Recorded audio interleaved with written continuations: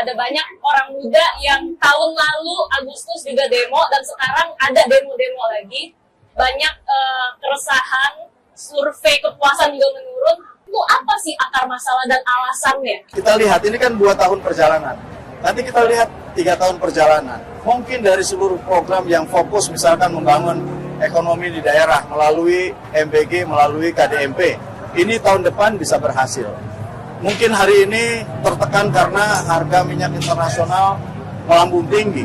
Sehingga kemudian fiskal kita juga tersedot untuk bisa menjagai terhadap harga yang bisa dikendalikan.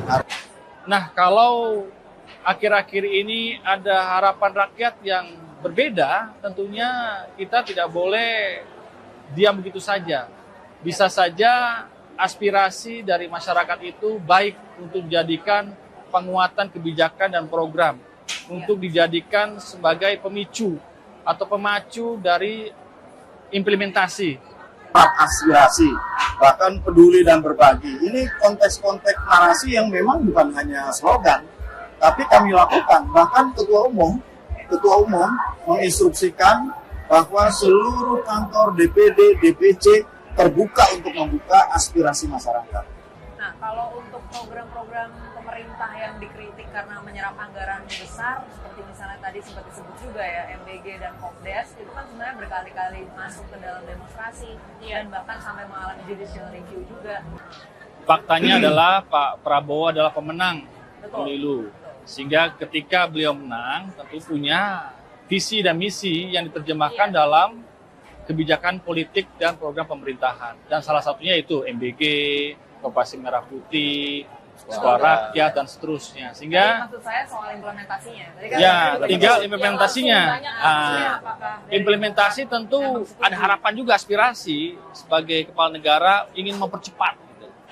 Ingin melakukan akselerasi yang sangat luar biasa dengan waktu yang pendek. Tapi kenyataannya kan tidak mudah.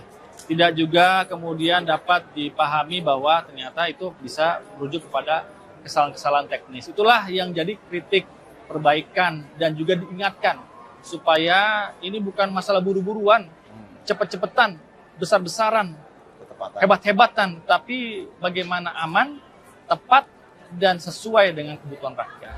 Kalau kita selalu mengkritisi segala kebijakan, juga kita tidak fair.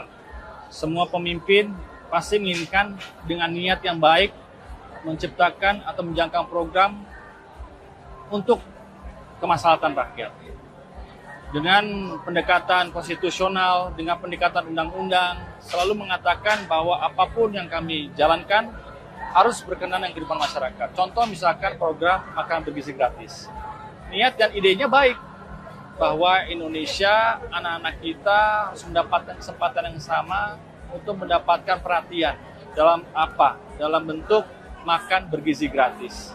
Yang tentunya disalurkan di beberapa titik wilayah yang sangat membutuhkan.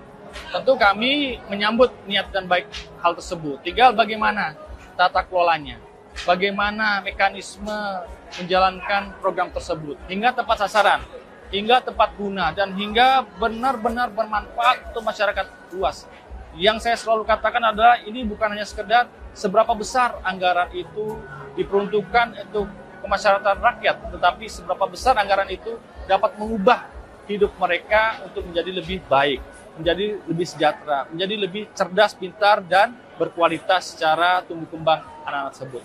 Ada beberapa wilayah tanah air kita yang memang bersyukur, berterima kasih, dan menikmati program yang tepat sasaran, dengan tata kelola yang baik, dengan tata uji yang sesuai dengan peraturan mekanisme yang berlaku. Tetapi juga perlu kita akui ya, masih ada beberapa yang perlu perbaikan.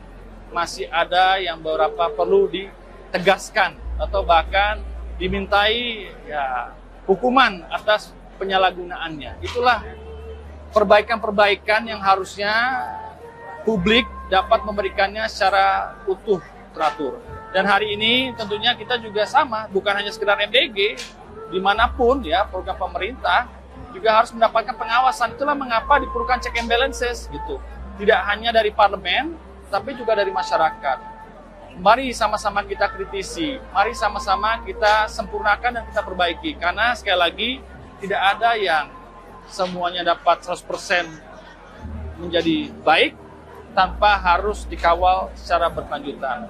Oleh karena itu, dari aspirasi yang didapatkan oleh fraksi, tentunya sekali lagi kami mendorong kepada pemerintahan, lembaga pemerintahan dalam kementerian dan seterusnya untuk sama-sama kita perjuangkan bahwa aspirasi itu kami percepat sampai ke parlemen dan kami percepat untuk sampai kepada kementerian-kementerian terkait dan lembaga-lembaga terkait agar mereka bisa mengeksekusi program itu sampai ke titik terdepan.